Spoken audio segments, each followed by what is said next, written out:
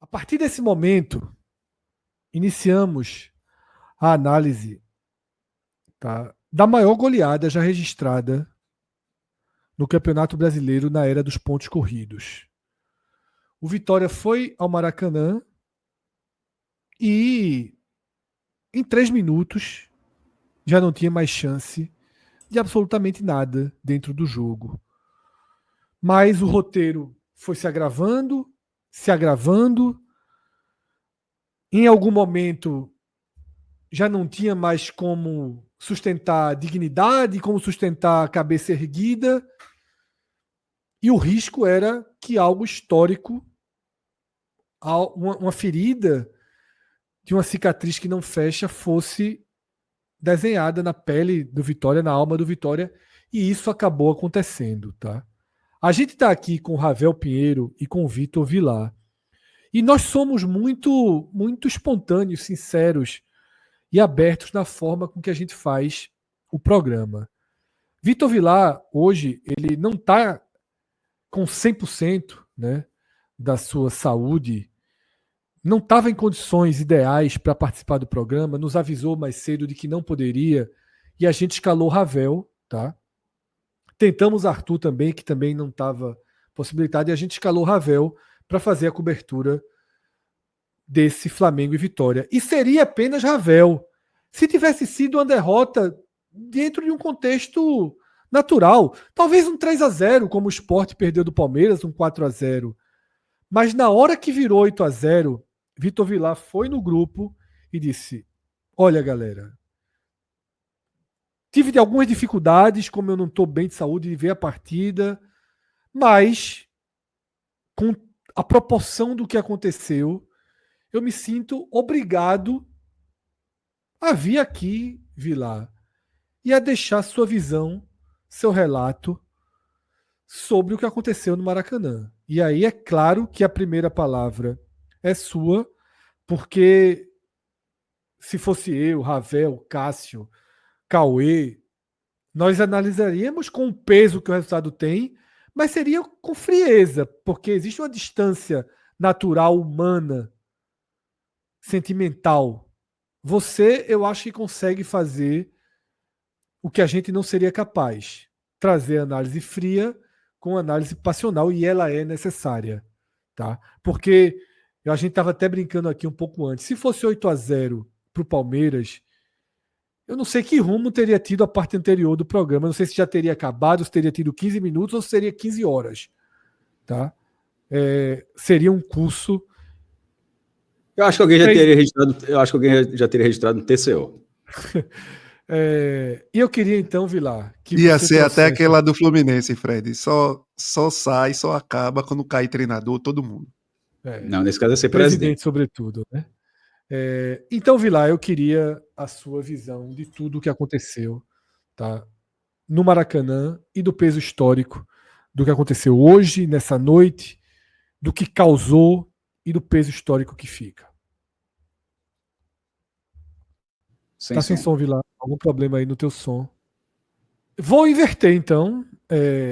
Por mais que a gente tenha feito toda a construção para trazer a leitura de Vitor Vilar, Ravel voltou então para suas mãos essa missão e a gente começa então com sua análise sobre Flamengo 8, Vitória 0. A gente vinha acompanhando, você vinha até sendo um defensor ali dos primeiros passos de Carille, mas os resultados não confirmavam. E aí cai uma tonelada dessa, né? Porque isso não é um resultado. Isso aí, a terça-feira não pode ser um dia normal em Salvador. A quarta-feira não pode ser um dia normal em Salvador. É simplesmente a maior goleada do Brasileirão de pontos corridos na história. É simplesmente assim. A gente, infelizmente, já tem que abrir aqui esse conteúdo falando sobre o Vitória, esse conteúdo que vai virar corte. Eu até peço para a torcida rubro-negra, apesar de chateada, deixar o like, se inscrever no nosso canal caso ainda não seja inscrito, né, e compartilhar esse conteúdo, porque hoje vai ser um dia aqui onde a gente vai literalmente ter que estressar bastante esse conteúdo sob um ponto de vista técnico, mais analítico, entre nós aqui, Vilar, que é rubro-negro também, torcedor do Vitória, que está sentindo na pele, que vai daqui a pouco entrar aí para refletir em relação ao que aconteceu nessa noite no Maracanã, o que é, assim, um capítulo vergonhoso na história recente do Vitória, tá? Algo que não se podia esperar, apesar de enfrentar aquele que é sabidamente hoje o melhor elenco do Brasil. Só fazendo um parêntese ainda, contribuindo em relação ao que você disse, Fred, antes de entrar propriamente no jogo, eu sei que pode haver alguma resistência aqui pelo fato de eu ser declaradamente torcedor e analista do Bahia, mas o meu objetivo aqui é, de fato, fazer uma análise imparcial e tentar representar o sentimento de um torcedor que vem aqui, que nos escuta, que cede o seu precioso tempo para falar de uma maneira bem clara e sem qualquer tipo de ironia, sarcasmo ou qualquer coisa nesse sentido. Não é meu perfil, não é assim que eu costumo fazer aqui minhas pontuações no canal. E hoje a gente vai refletir aqui, tentar refletir aquilo que, para mim, é um episódio que não pode deixar de ser comentado, né? O Vitória, ele foi a campo hoje no Maracanã e protagonizou uma cena vexatória que vai ficar marcado na cabeça do torcedor, vai ficar martelando durante muito tempo, e é um absurdo o que aconteceu. Não dá para a gente não dar aqui o peso devido em relação a esse acontecimento. É simplesmente um absurdo o que aconteceu hoje no Maracanã. Como eu disse, assim, eu queria começar muito por esse lado, para deixar claro aqui duas coisas, né? Dois prismas dessa história. O primeiro prisma é que o futebol que o Flamengo jogou hoje, a vontade que o Flamengo aplicou hoje, a disposição que o Flamengo entregou em campo hoje, todos os 19 clubes da Série A perderão para o Flamengo se o Flamengo jogar assim. Todos. O que o Flamengo apresentou hoje foi o prime do seu futebol. Então, obviamente, a gente poderia tirar da conta um pouco do que foi a performance do Vitória ou do que foi o Vitória se o resultado fosse um resultado comum, que foi até o que você disse na sua abertura, Fred. Seria normal o Vitória perder por uma quantidade inferior de gols, inferior ao que de fato foi esse placar, porque o que o Flamengo praticou hoje de nível de futebol, não tem Palmeiras, não tem Cruzeiro, não tem Bahia. Estou citando esses três aqui porque são os que, junto do Flamengo, compõem o G4 do Campeonato Brasileiro nesse momento. Simplesmente não tem quem possa fazer frente a esse nível de futebol do Flamengo. Mas o problema, Fred, principal, eu acho que Vilar vai conseguir traduzir isso melhor até em palavras, né, em razão do sentimento, é a maneira como o Vitória se dispôs a jogar esse jogo. Tão ingênua, tão infantil, que beira o inacreditável. É simplesmente inacreditável imaginar que o Vitória se predispôs a jogar contra uma cavalaria, um setor ofensivo tão forte, com um atacante improvisado na lateral direita, que simplesmente já deu todas as mostras possíveis que ele não tem a menor condição de fazer essa função contra time nenhum no campeonato, e em especial contra o time com o maior poder de fogo desse campeonato. Então a coisa já começa por aí, a bizarrice já começa quando na escalação, Fábio Carille, quem eu tanto defendi aqui pelo fato do Vitória ter apresentado uma evolução técnica, por ter apresentado uma capacidade ofensiva, né, nos jogos recentes, apesar do resultado não ter vindo em alguns desses jogos, ele não pode simplesmente cometer esse erro juvenil de jogar contra o principal elenco do país com um atacante improvisado na lateral direita, tendo havido outras mostras de que, não tendo nesse momento um lateral, um jogador de ofício para colocar na função, era melhor ele colocar o zagueiro que já havia exercido esse papel de uma maneira minimamente melhor do que esse último citado.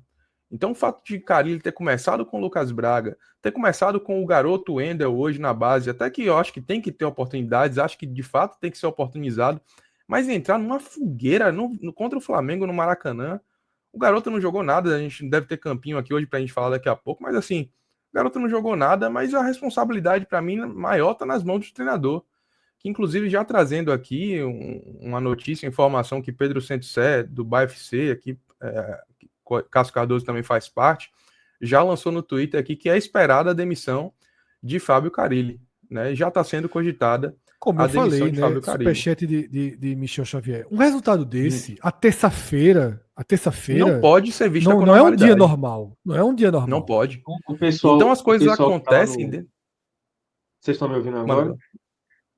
Estamos Não, ouvindo. só eu ia inclusive falar que eu estava antes de entrar aqui. Boa noite, todo mundo. eu estava justamente acompanhando a coletiva, né? Ou o que era para ser a coletiva lá no Maracanã, e já tem alguns minutos que o pessoal, né, que está lá no Maracanã cobrindo a partida, está na sala de imprensa do Maracanã esperando o Carille e até agora nada. Até agora nada É de mais um Carille indicativo, aparecer. né? De Então, que assim, não. um indicativo total de que agora me resta saber se vai cair só Carille ou se vai cair a direção de futebol. Eu sei que Gustavo Vieira chegou há pouco tempo, mas o trabalho dele até agora tem sido um trabalho vexatório, vexatório, que aconteceu o trabalho de Gustavo Vieira até agora. Porque, só reforçando aquilo que Ravel falou, não pode o Vitória estar a essa altura do campeonato jogando com um atacante improvisado de lateral direito.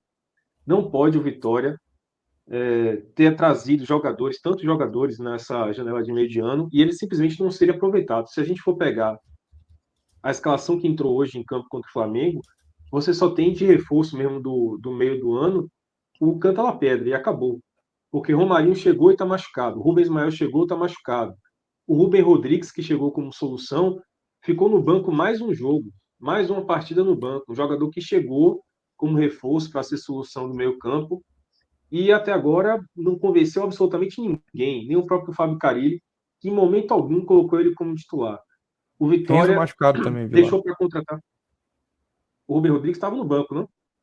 Não, Renzo machucado. Renzo machucado também, você tem razão. Renzo machucado, ou seja, vários jogadores que chegaram para tentar resolver, para tentar levar o nível desse time e estão machucados, né? Jogadores que chegaram, machucaram rapidamente, chegaram sem forma física decente. O Romarinho, como eu falei, o Rubem Rodrigues até agora não foi utilizado, o Renzo se machucou, o Rubem Ismael se machucou. É impressionante, assim, né? A quantidade de jogadores de reforço.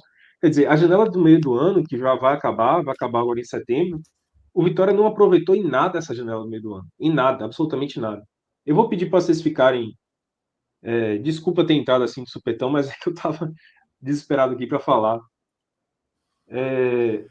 Cara, vou pedir para vocês ficarem atentos aí, porque eu acho que qualquer momento pode confirmar a demissão de Carille, tá? E enquanto eu falo aqui, velho, assim, Fred, trazendo essa parte da emoção da análise. Vila, eu ia perguntar exatamente isso, já que você vai responder agora.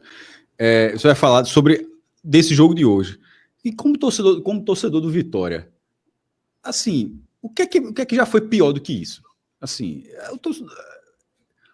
porra, ou cair para a terceira divisão, perder um baviçado. Assim, tu já viveu. O que é que pode ter sido pior do que um 8-0, meu irmão? Veja só, é o que eu ia falar, assim, mas eu acho que muita gente achava que eu ia entrar aqui indignado, nervoso, chateado, vociferando, como muita gente, inclusive no YouTube, costuma fazer para receber like, receber. E não é o nosso perfil, sabe? A minha sensação hoje não é de indignação, de raiva. A indignação eu senti como torcedor contra o Juventude, quando abriu 2-0, tinha um homem a mais e deixou empatar. Contra o Sport, 2-2, com duas vezes o Vitória à frente do placar, o Sport empatando duas vezes no acréscimo. Contra o São Paulo, contra o Palmeiras, aqui no Barradão, dá indignação, causa indignação. O de hoje é a pura humilhação.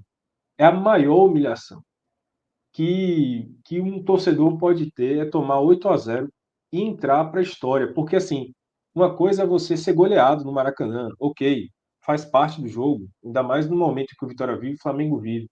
Mas o Vitória hoje, e eu estava com esse medo, assim, eu não assisti o jogo muito bem, como o Fred falou no início, eu tô com a baita do enxaqueca desde a semana passada, velho. E, assim, quando você vai assistindo, né, a imagem na TV, machuca, né, a cabeça fica doendo mais ainda no sentido figurativo ou não, façam do jeito que você quiser. Parece que meu corpo estava adiantando uma sensação que eu teria à noite de qualquer maneira. Dormir de enxaqueca. Mas, assim, eu não assisti o jogo direito, mas a minha sensação ao longo do jogo foi, uma das primeiras coisas que eu fiz, mas você que gosta tanto dos recordes, foi procurar na internet qual foi a maior goleada da história do Vitória na Série A. Qual foi a maior goleada que o Vitória tomou. Depois, com o caminhar do placar do Flamengo, eu comecei a procurar qual foi a maior goleada da história dos pontos corridos da Série A. E aí, eu comecei a pensar, meu Deus, será que o Vitória vai tomar a maior goleada da história dos pontos corridos? E digo mais, assim, o jogo hoje ele foi tão humilhante, mas foi tão degradante, que o Vitória não escapou. O Vitória tomou a maior goleada da era dos pontos corridos. Ponto. Mas podia ser a maior goleada da história da Série A, pontos corridos ou não. Porque a maior goleada da história da Série A foi 10-1. E o Vitória, por muito E o pouco, não time que tomou levou dez foi a o zero. com todo respeito, foi o Tiradentes do Piauí. Exato. Cara, o Vitória, por muito pouco, não tomou 10-0, mas assim, era o Flamengo hoje Essa demonstrou, era e uma o das Vitória perguntas que eu ia fazer hoje, porque a gente estava aqui no ar, né? Poderia ter sido pior mesmo? poderia ter sido muito pior. Muito, muito pior. Eu acho que o Flamengo, ele tirou bem o pé ali durante o período do primeiro tempo. Era para estar 3-0 com 10 minutos, porque Lucas Alter salva bolas em cima assim, tira gols do Flamengo, sabe? Gols claros do Flamengo, Lucas Alter tirou uns dois. Então só aí já era para ser 10-0. Era para ser 3-0 com menos de 10 minutos. Então assim, velho, é, dava para ser bem mais, dava para ser bem mais mesmo, Fred. Assim, para quem viu o jogo, dava para ter sido facilmente um 10-0. Acho que o Flamengo fez pouco até, porque o Vitória em momento nenhum soube sequer se defender. Porque uma coisa é você não atacar o Flamengo no Maracanã, o Vitória não soube se defender. O Vitória iniciou o jogo dando 2 gols para o Flamengo em 2 erros de saída de bola, e depois o time. Vamos lá, estou meio até atordoado, não sei nem tudo o que falar. Mas assim, cara, me espantou demais o emocional do Vitória. O Vitória entrou em campo com a alma de derrotado já, sabe? E assim, uma coisa é você entrar temendo o Flamengo, sentindo o Maracanã, ok, é do jogo. O Flamengo hoje é talvez o melhor time das Américas. Se o Flamengo pegar aí Muito qualquer um possivelmente, adversário muito das Américas, possivelmente. muito possivelmente o melhor time das Américas, se não for um dos melhores, assim, hoje o Flamengo daria muita, muita, muita testa a muito time europeu, com certeza, assim. Então, o Flamengo hoje é imenso, qualidade técnica. O Maracanã assusta, como sempre, mas o Vitória entrou muito mais derrotado do que um time que joga a Série A deveria estar. Né? Porque uma coisa é você perder do Flamengo no Maracanã, uma coisa é você sucumbir diante do Flamengo. Ok, o Flamengo é gigante. O Flamengo tem um elenco milionário, assim, muito milionário. Uma diferença técnica e de orçamento que acaba lá. Chega a ser absurdo você estar disputando o mesmo campeonato que o Flamengo, também a diferença orçamentária. Mas um time que está disputando a Série A, um time que se propõe a disputar a Série A, não pode tomar 8-0, não pode entrar derrotado como entrou. O Vitória, com 1 minuto de jogo, estava 1-0. Com 3 minutos, estava 2-0. E você sentia no semblante dos jogadores a completa apatia e entrega, ao ponto de que com 3 minutos de jogo você já sabia, vai ser goleado. Resta saber de quanto, mas vai ser Quando você goleado. toma, você tá no Maracanã, com 3 minutos tá 2-0. Veja só, tudo que o cara quer é ir pro vestiário, tomar banho, ir pro hotel, pro aeroporto e voltar para Salvador. O que vem pela frente, o cara já sabe que o que vem pela frente, assim, é rezar pro Flamengo parar. Mas continua, Vilar, que depois eu tenho uma pergunta a fazer. Não é, e assim, em cima disso que você falou, a sensação, acho que todo mundo que estava acompanhando o jogo, que torce pro Vitória, que é o bem do Vitória, pensou o seguinte, velho, com, com, com 3 minutos estava 2-0, né? E com 10 minutos já era para estar 3-0. Então, acho que todo mundo que gosta minimamente do Vitória, que torce pro Vitória, falou, velho, agora é contenção de danos total, assim. O jogo já foi, acabou. O que Carille tem que fazer é conter os danos, assim. É conter até a própria moral desse time, né? Não pode deixar o Flamengo tomar esse jogo como um jogo da humilhação, o jogo do Flamengo passear, do Flamengo querer mostrar tudo, né? E o terceiro gol, acho que eu perdi as contas do gol, assim, né? Falar bem a verdade, perdi muitas contas do gol, mas acho que o terceiro gol foi um gol, assim, total de passeio do Flamengo. Tipo, a Arrascaeta matando de peito, dando. Foi o terceiro, né, Rafa? Foi o terceiro mesmo, Vilar. Eles saíram desde o meio de campo até o ataque, trocando passes assim de altinha, sabe? Trocando passes pelo alto, matando no peito, tocando de lado. Foi um passeio, assim. Deu para ver que a minha sensação é de que o Flamengo entrou em campo, o Vitória entrou em campo já com a alma de derrotado, o espírito de derrotado. Deu para ver isso no primeiro minuto de jogo, quando tomou o gol de Samuel Lino. Então já entrou com aquela alma de derrotado. O Flamengo percebeu que o Vitória estava com aquela sensação de derrotado e decidiu entrar para espancar. Tipo assim, o Flamengo falou: não vamos tirar o pé, vamos entrar aqui para dar show mesmo. Hoje é dia de todo mundo fazer gol, de quem está brigando aí por artilharia fazer seu gol, de quem está entrando no time, né, ganhando confiança, ganhar confiança. Hoje é o dia. Hoje é o dia. E o próprio Felipe Luiz, cara, teve também um roteiro assim de massacre, porque ele troca no segundo tempo. Vou dar um exemplo. Logo depois do segundo gol do Flamengo, quando o Flamengo perdeu o terceiro antes de 10 minutos, acho que todo mundo fala, velho, é para estancar a sangria. Total, o Vitória tem que estancar a sangria. Quando deu o intervalo, estava 2-0, né? Aliás, estava 3-0, eu acho, no intervalo já. O... Todo mundo falou, velho, o Vitória tem que. Cara, ele tem que mexer para segurar o time, para estancar a sangria do time. Tem que mexer, fazer alguma alteração no intervalo, para que o time no segundo tempo, pelo menos, tente não perder de tanto, né? Não tomar uma goleada histórica. E, cara, ele não trocou, velho. Cara, ele não substituiu ninguém. E Felipe Luiz, pelo contrário, Felipe Luiz já veio do intervalo com a troca, tirou o Gonçalo Plata e colocou o Luiz Araújo, que entrou voando, já fez logo um gol logo depois do intervalo. Então,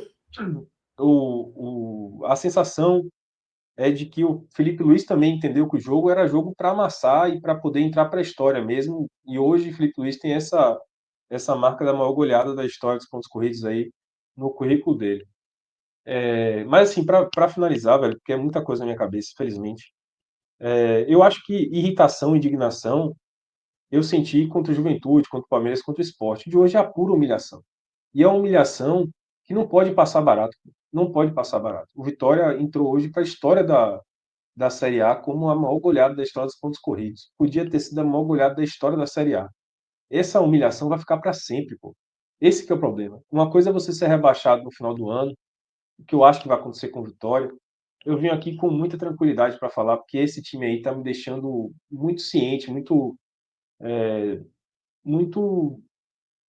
digamos assim, consternado com o rebaixamento desde o começo da Série A. Assim, eu não via perspectiva desse time brigar para ficar na Série A com toda sinceridade.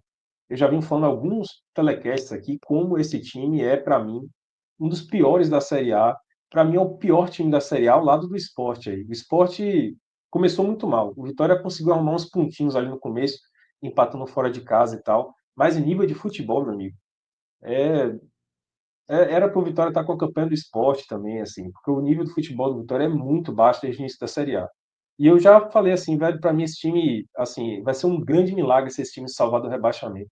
Então, uma coisa é você ser rebaixado, acontece na vida do Vitória, já aconteceu tantas vezes, mas você ser rebaixado com esse tipo de roteiro que o Vitória está construindo é para, assim, é você enfiar a faca e girar 3 vezes. Porque você teve uma humilhação contra o Sport, você teve uma humilhação contra o Palmeiras, uma humilhação contra o Juventude, e agora essa humilhação maior de todos, que é contra o Flamengo, né? Isso vai entrar para a história, assim. Eu acho que é papo da gente daqui a 10 anos mencionar. Você lembra daquele jogo que o Flamengo ganhou de 8-0 do Vitória? Você lembra daquele jogo, daquela campanha do Vitória 2025, que o Vitória foi rebaixado, tomando 8-0 do Flamengo? Até hoje o pessoal fala, por exemplo, do Vitória que conquistou acesso na Série A, para a Série A em 2023, tomando 6-0 do CRB. O pessoal fala, pô, apesar daquele 6-0, o Vitória subiu. Esse ano, esse 8-0 vai ficar para a história assim, como talvez a pior. E respondendo o Maestro, para finalizar, eu juro que eu vou finalizar. Para responder o Maestro, eu achei muito humilhante o Vitória ser rebaixado 2 vezes para a Série C, né? O Vitória tem essa marca na história de ser rebaixado 2 vezes para a Série C. Uma marca terrível. Desculpa. Mas assim,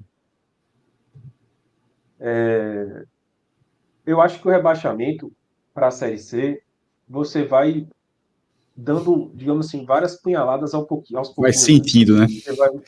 Você vai É sentindo com o parcelado, tempo, é parcelado. é parcelado, exato.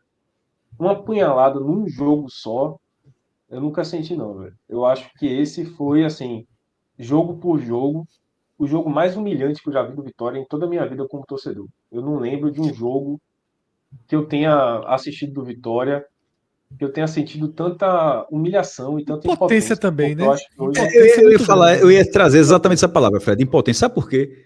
Na Série B de 2023, o Vitória levou de 6-0 do CRB. Mas o Vitória foi o campeão daquela Série B. Então aquele resultado, ele é um Todo mundo resultado, tratou como um acidente absoluto de mas percurso, né? mas é 6-0. É tipo, levou de Sim. 6-0 do CRB. É uma porrada. Pode ser humilhante naquele dia. Mas dentro de um contexto, foi foi um acidente, foi um grande acidente. Nesse caso agora, parece ser o seguinte, pareceu um carimbo do destino. Isso, ó, meu irmão. É disso aqui. Tipo, não tem acidente. O Vitória simplesmente pegou o Flamengo num dia especial e o Vitória na fase que ele está e acabou não sendo acidente. Foi uma coisa potencializando a outra para ter uma campanha de Z4. Detalhe, é que a gente vai avaliar o Z4 mais para frente. O sarrafo está tão baixo que o Vitória ainda pode não ser rebaixado. Mas se isso acontecer, ainda assim será com uma campanha que basicamente seria rebaixada em todos os outros anos. só falar uma coisa para vocês. E não é nenhuma provocação, nada do tipo, porque nessa hora o pessoal fica achando que a gente fica querendo revidar e tal. Mas, assim, me lembrou muito, e a Ravel pode trazer isso. Cara, me Tô lembrou com muito isso do na sete a cabeça, zero viu? do Bahia Tô com para isso, eu Cruzeiro. sabia que você ia falar Muito, sobre isso. muito. Porque Tô com aquele isso na Bahia cabeça. de 2003, ele foi rebaixado, já tinha a sensação que o Bahia ia ser rebaixado. Só que faltava, assim, uma pá de cal enorme naquela campanha para marcar. E até hoje o pessoal fala do 7-0 que o Cruzeiro deu no Bahia, sendo que era uma situação parecida, né? Porque era o Cruzeiro voando, o Cruzeiro de 100 gols, de 100 pontos e tal, o Cruzeiro Eu só acho que é esse jogo o histórico do Bahia já estava futebol. rebaixado, né? Acho que é Bahia 0, Cruzeiro 7. Se eu não me Não, engano, é a última rodada e salvo 5 gols engano, de o Bahia Alex. tinha uma chance remotíssima de Não estava conseguir rebaixado na última rodada, escapar. então. Ah, então Se eu não me engano, maestro, e aí não o tenho Caribe é certeza, chato. tá? Se eu não me engano, tinha uma chance assim, se ganhasse, uma Mas eu lembro combinação desse jogo. milagrosa Foi de na Fonte resultados. Nova e, se eu não me engano, foram 5 gols de Alex. Então, quase. Acho que foram quatro de pênalti. Danos. Enfim, dentro dessa linha do que Vilar está trazendo, e na verdade eu estava pensando, inclusive, em fazer Só Ravel, traçar esse paralelo mesmo, Vilar. Manda, desculpa Fred. te incomodar, tá? Só porque tinha tido a notícia ali da questão da coletiva de Carille. Carille deu a coletiva, tá? Pediu profundas desculpas. Foi ali, foi o único que falou. Nenhum dirigente do Vitória falou. Cara, extremamente abatido, obviamente, mas oficialmente o Vitória vira madrugada com Carille ainda como treinador. Se depois chegar em Salvador, outro destino, a gente fica na espera do que virá nessa terça-feira. Mas existiu treinador na coletiva. Carille deu a coletiva.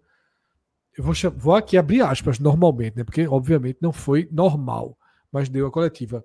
Pode seguir, Ravel. Inclusive, Fred, a gente está com Gabriele Gomes, que é uma repórter local aqui, que cobre o Vitória no dia a dia, cobre a dupla Bavi, na verdade, e ela fez a cobertura desse jogo em Repórter do loco, GE, né, né? no Maracanã, repórter do GE, e ela trouxe, na verdade, o posicionamento de que essa fala de Carille teria sido um pronunciamento pré-coletiva, como se ainda houvesse a expectativa de uma entrevista, de fato, ali, onde os repórteres pudessem ter a oportunidade de questionar, seja Carille ou algum outro membro da direção de futebol, a respeito desse fatídico episódio da noite de hoje. Mas dentro disso que Vilar estava falando, e vou até tentar ser econômico aqui nas palavras e tentar fazer um direcionamento maior para o jogo, mas antes esse paralelo mesmo, assim. Em determinados momentos dessa partida, que eu assisti com atenção, estava na expectativa de comentar sobre o jogo aqui, caso ele fosse seguindo o curso natural das coisas, a gente vê ali a coisa acontecer e lembrou muito mesmo aquele episódio do 7-0, onde o Cruzeiro simplesmente engoliu o Bahia, com a diferença de que naquele caso ainda teve o agravante de ser na Fonte Nova, diante de alguns milhares de torcedores do Bahia que ainda foram ali acompanhar o time na última rodada do Brasileirão. onde o Bahia teve uma postura vexatória e o Cruzeiro avassalador, tal qual foi hoje o Flamengo em relação ao Vitória. Como eu já havia dito aqui, tem o mérito do Flamengo de ter sido esse time tão intenso, tão forte, que jogando diante dos outros 19 adversários, provavelmente venceria todos da maneira como jogou. Mas tem muito demérito na forma como o Vitória se apresentou hoje, e eu já dizia isso desde a escalação. Assim, na minha avaliação, o que Carille fez hoje em relação a escalar Lucas Braga, escalar o garoto Wendel, né? Demorar a fazer substituições que transformasse o Vitória num time minimamente competitivo, meu Deus do céu, assim, perceber que você cometeu um erro de leitura e assim como outros treinadores têm coragem de fazer substituição no primeiro tempo, substituição no intervalo, velho, Carille só foi se dar conta de que 2 jogadores importantes desse time que poderiam, mesmo que não vivam boa fase, mas que têm características de proteção, de poder de repente conter os danos e não transformar o jogo no que foi, somente aos 65 minutos de partida transcorrida, quando ele coloca Ricardo Hiller e coloca Edu. É nesse momento, inclusive, que o Vitória fecha uma linha de 5 e passa, pelo menos, a se comportar de maneira não pueril. Porque esse é o grande problema, é você dar condições de um time altamente qualificado que está ali enfrentando, fazer a coisa acontecer sem colocar mais do que 70% da sua força. Porque foi isso que o Flamengo fez hoje. O Flamengo, com 4 minutos de jogo, estava dando de 2-0 porque o Vitória tentou, se ousou a sair numa jogada ensaiada, que já replicou em outras partidas e não deu certo. Acho que só contra o Mirassol, Vilar, deu minimamente certo ali. Em outras ocasiões o Vitória tentou, não funcionou. Aí você vai tentar isso contra um time que tem uma das maiores percentuais de posse de bola, aí você sai com a bola e com 2 minutos você está dando ao adversário a oportunidade de lhe atacar. E atacar onde? Onde você tem um atacante improvisado na lateral direita. E do outro lado, um jogador pré-selecionável para defender a seleção brasileira. O que aconteceu? 1-0 para o adversário. Um atacante fraco, né? Não é só um atacante, é um atacante fraco, né? Ah, exatamente, o Lucas Braga, no caso. Um atacante ali que não é assim, opa, tô com esse cara aqui, tá jogando bem, vou segurar ele aqui, ele vai ser capaz. Não é isso. Isso, exatamente. E é um cara amplamente rejeitado, né, Vilar? Exatamente. Amplamente rejeitado. Então, um cara que, assim, não faz sentido. Aqui, por exemplo, vamos dizer que milagrosamente, hipoteticamente, loucamente, Carille estivesse jogando para a torcida colocar Lucas Braga no campo. Não é isso que está acontecendo. Na verdade, ele se joga contra a torcida no momento em que ele faz esse tipo de movimento. E aí você já começa com uma pressão muito grande. E aí o que acontece? O futebol não perdoa, o futebol não aceita desaforos. Com 2 minutos, o Vitória toma o primeiro gol num lance onde é uma sequência de erros ali, na verdade, né? É uma saída precipitada, cessão de bola para um time que gosta de jogar, que trata bem a bola, e uma jogada que começa ali do lado esquerdo, em cima do lado esquerdo de ataque, lado direito de defesa, em cima de um jogador improvisado que não tem condição de marcar, que simplesmente dá espaço, a finalização bate no jogador da zona de defesa, passa por baixo da perna de Lucas Arcanjo, e aí com 2 minutos você tem 1-0. E aí o que acontece? A bola é batida no centro e o Vitória simplesmente, praticamente, repete a mesma estratégia.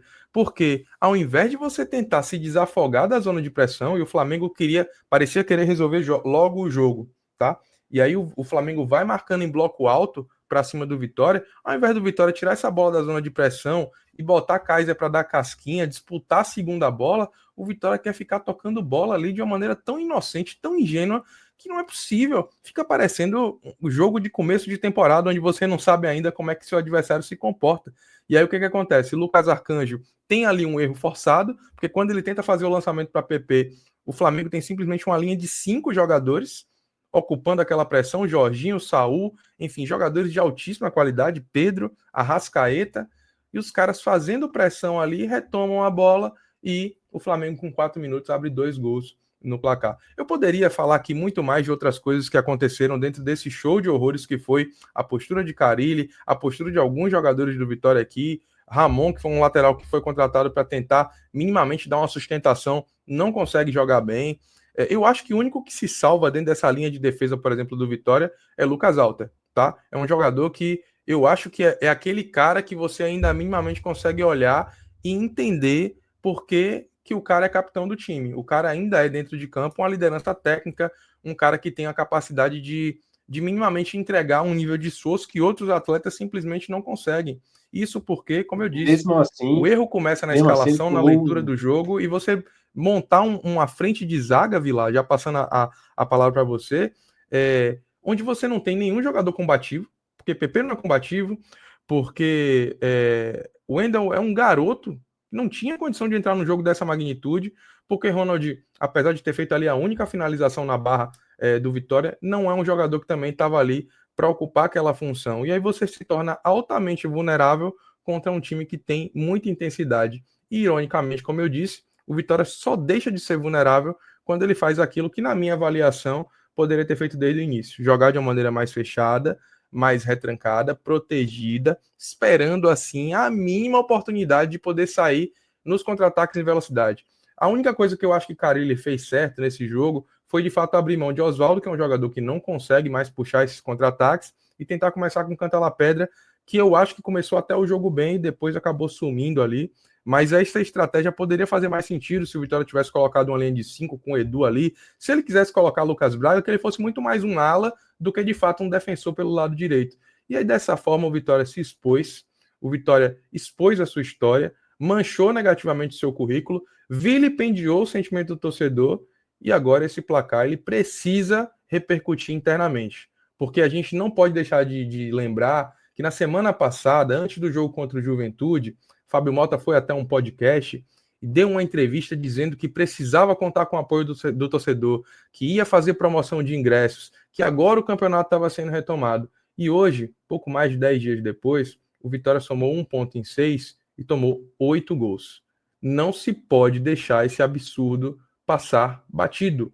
O futebol que o Vitória pratica esse ano, em termos de planejamento e execução, é lamentável. E o torcedor sofre na pele com isso. A gente precisa dar voz a esse tipo de coisa, porque senão amanhã ou depois esses caras continuam saindo na rua, comprando pão, e eu não estou aqui de maneira nenhuma incentivando a violência, tá? Mas eu preciso dizer que esses caras precisam ser cobrados pelos seus erros, porque quem sente na pele é o torcedor que nesse momento vai ouvir resenha, vai ouvir zoação e vai ficar de cabeça inchada pelo menos até o próximo jogo. E talvez não tenha nem esperança de que o Vitória performe bem enquanto as coisas não serem agitadas e, de fato, internamente modificadas. Eu só ia comentar uma coisa, porque eu acho que eu tô com um delay aqui, mas eu ia falar que Lucas Alter, mesmo assim, né, Rafael, tomou um drible desconcertante de Pedro. Acho que no terceiro gol dele, de Pedro. Foi um drible, assim, desconcertante. E mesmo um jogador mais confiável, assim, tomou um elástico absurdo. E, cara, assim, não sei qual a opinião de vocês, mas, assim, eu, até ouvindo o comentário de Ravel,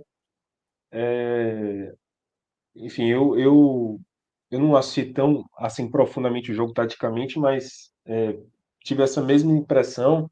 E uma coisa que me irritou muito, cara, é que assim, Carille, pra mim, Ravel, ele teve uma sensação de tipo assim, agora que vocês fizeram a besteira em campo aí, eu acho que ele botou muito na conta dos jogadores, vocês vão aguentar essa tratorada do Flamengo até, sabe, tipo assim, porque ele só quis mexer no time, trocar e tirar jogadores nos 65, como Era você essa falou. pergunta que eu tinha dito, Vilar, que eu ia fazer depois, mas Ravel começou a responder e tu entrou agora, que é: Carille assistiu de braços cruzados, não, ele não foi para um protocolo evitar o vexame histórico, ele não foi então, né?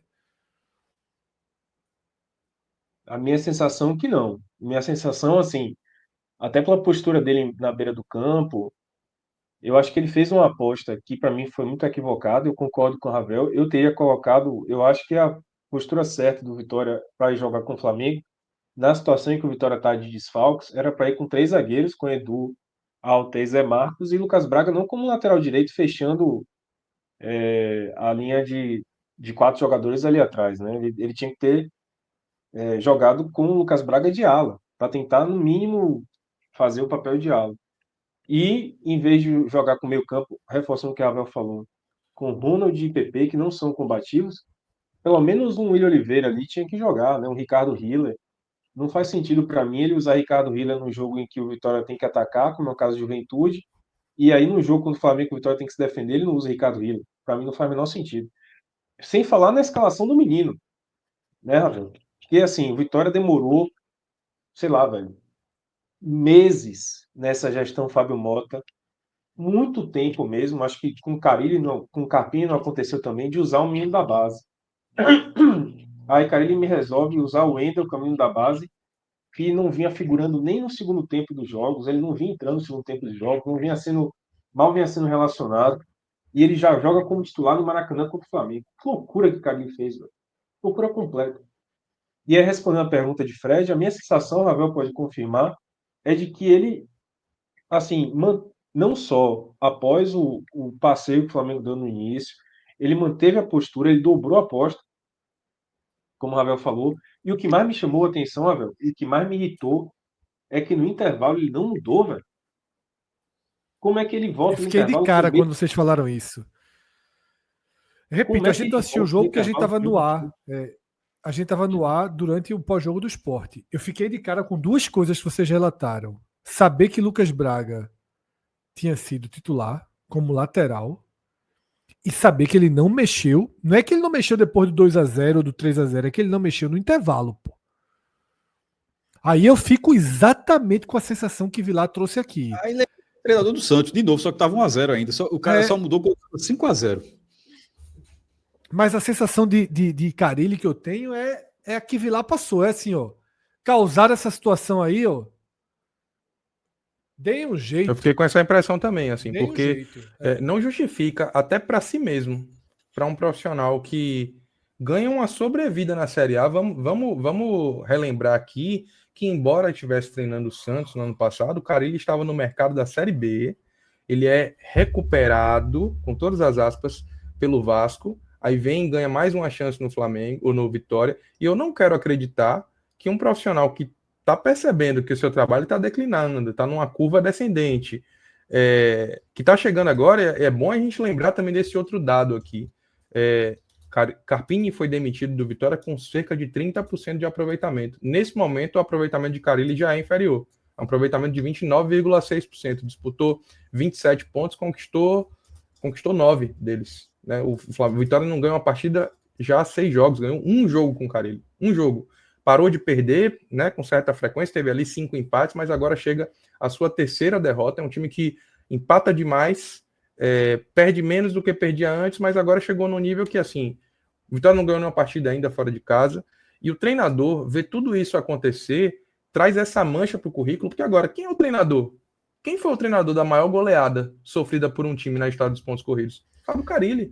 Eu acho que o Vitória trouxe Carille no oposto. Então não faz sentido o treinador ver isso acontecer, você tem um Ricardo Hiller no banco, você tem um William Oliveira que, por mais que estivesse voltando de lesão, não é possível que o cara não tinha condição de atuar por 45 minutos. Será que não tinha condição? Estava fazendo número no banco, então, para deixar o menino que estava perdido em campo, claramente sentindo o jogo, né? O Flamengo com intensidade muito alta. Eu volto a repetir aqui, uma parte do que aconteceu hoje é muito mérito do Flamengo, mas o que o Vitória podia fazer para se proteger, o treinador não fez. Em determinado momento ficou parecendo que ele, de fato, ele se transformou num passageiro da agonia, mas como um polo ativo dessa passagem, tá? Concordo muito com o que Vilar disse, assim, em determinado momento pareceu que ele negligenciou a si próprio, a própria oportunidade que ele tinha de transformar esse vexame em algo menor do que foi.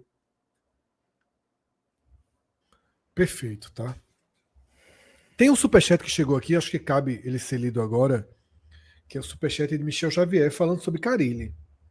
Dizendo que na Série B ele chegou a fazer a mesma coisa com o Santos, né, jogando a garotada da base na fogueira, e que hoje fez a mesma coisa, tá?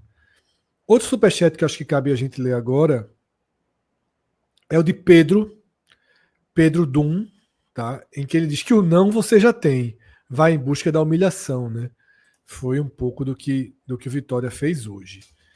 E aí, antes da gente ir para as análises individuais, eu acho que o Samus N0, tá? Ele traz uma reflexão do outro lado dessa moeda, tá? Porque aqui o Vitória é o nosso foco principal. Mas para o Brasil, o Vitória é um coadjuvante da noite. É show do Flamengo. A manchete não é o Vitória foi humilhado. E é show do Flamengo, jogando com 60 mil pessoas claro no Maracanã. Claro que é. Então, mas assim, é porque é isso que eu tô dizendo, Cássio. Veja só. Aqui é um microfoco. É um No blog, microfoco. por exemplo, eu sempre coloco uma pequena observação, boto a classificação da Série A.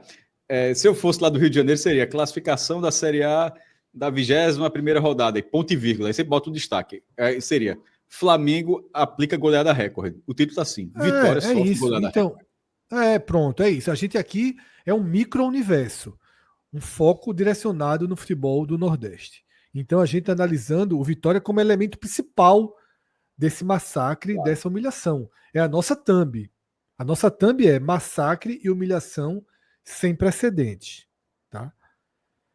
Mas existe o outro lado da moeda, que é exaltar quem construiu essa goleada. E Ravel já até sublinhou aqui, mas que foi uma super noite do Flamengo. O Vitória não se implodiu sozinho. Do outro lado tinha um clube capaz e sedento, né? Capaz e sedento. E aí eu peço o superchat, Márcio, que eu tinha pedido agora, em que nos perguntam sobre se é saudável para o futebol brasileiro, tá? Se é saudável para o futebol brasileiro uma espécie de uma linha de Bundesliga, assim, do que acontece com o Bayern, do Flamengo virar um Bayern de Munique dentro do Brasil, porque a sensação que a gente tem de facilidade com que o Flamengo, a gente estava brincando antes de começar o programa do Vitória, que o Sport não jogou ainda com o Flamengo, o Sport foi um dos jogos adiados do Sport no primeiro turno, que é desesperador você ter o Flamengo no horizonte. Eu já vi gente do Sport levando a botes. Tá na hora de devolver o WO, viu? Se não tiver jogo da Libertadores, Copa do Brasil, algo que faça com que o Flamengo segure no meio de semana, porque, vê só, se o Flamengo tivesse na Copa do Brasil, talvez quando o Flamengo tivesse feito 3-0, opa, já deu aqui, vamos poupar jogador, ninguém corre mais. Mas soltinho assim, massacrou o Vitória. Não sei se Márcio consegue trazer, seria bom a gente ler o superchat que está na tela, mas pode falar, Cássio. Esse jogo do Sport tende a ser no meio de semana, então ele talvez seja esse perfil que você falou. Não vai fazer 8-0 jogando, dando a carga máxima e ter 6 dias de descanso, como será o caso dessa semana. O jogo do Sport é um jogo ideal, vai ficar no meio da tabela. E sobre esse Super Flamengo, ainda que você tenha razão de apontar, pelo menos, um paralelo com o que virou não sou eu não, tá, Cássio? Foi um superchat. Eu só li o superchat. Ok, desculpa. O superchat tá na tela aí, ó. Samus. Só para eu ler o superchat, que agora Márcio trouxe para a tela. Preocupante que o futebol brasileiro pode se tornar. Talvez venha se tornar uma Bundesliga, onde o Bayern domina e o Bayern daqui seria o Flamengo. O Bayern que acho que ganhou 12 seguidos, né? Até o Bayer Leverkusen ganhar um campeonato, enfim, é um campeonato completamente sem graça. Assim, no sentido da Alemanha, não tem, quase ninguém ganha lá. Mas as pessoas precisam olhar para o Flamengo. Talvez o que cada um vai precisar fazer no seu. Não dá para também. Não tem como fazer um clube de 40 milhões de torcedores gerar um de 2, entre 2 ou 3 milhões, o Vitória tem. Assim, tem que, assim, eu acho que é natural que seja maior, e não é 10 vezes maior, ainda, pelo menos ainda. O Flamengo sofreu um bocado para chegar até esse momento. Por exemplo, quando ganhou o Brasileiro ali em 92, só vai ganhar 17 anos depois. E a impressão, o que é curioso é o seguinte, apesar de essa quantidade imensa de dinheiro hoje, ele ainda não é o do... Veja, isso que ele está falando do Bayern é de algo que pode vir a acontecer, porque ainda não está acontecendo. O Flamengo já é milionário há alguns anos e ganhou 2 campeonatos, de 20 e de 21. Aí depois o Palmeiras ganhou, quase foi tricampeão, o Botafogo ganhou, o Atlético Mineiro ganhou. Esse ano está disputando com o Palmeiras, ou seja, está ali. Eu acho que é muito mais nesse momento, pelo menos nesse momento, a Espanha, né, com Palmeiras e Flamengo, assim, numa escala de organização e de bilhão já, do que da Alemanha. Mas o Flamengo se preparou para isso. Eu acho que os outros deveriam se preparar também. O time passou uns 10 anos dentro do tamanho dele, investindo menos. Ele investia mais do que outros tantos, mas menos do que ele poderia, porque teve uma hora, eu disse, meu irmão, tem que se organizar. Acho que é o papel que todos os outros têm que fazer para tentar entrar no nível de competitividade. Agora, vai se criar fair play, vai se criar vários mecanismos, mas não tem como criar um mecanismo que faça um clube que tem 40 milhões de torcedores, que tem uma saúde financeira organizada por seus méritos também, mas não ter dinheiro. Por exemplo, a gente está vivendo um mês, que está terminando, no qual o Flamengo, pela primeira vez, fechou um patrocínio que é superior a uma cota de televisão. Então, assim, perceba que talvez não esteja no teto dos caras ainda. O Flamengo fechou um patrocínio, não é a camisa toda não, um patrocínio do Flamengo superou a cota de transmissão que ele recebe do Campeonato Brasileiro.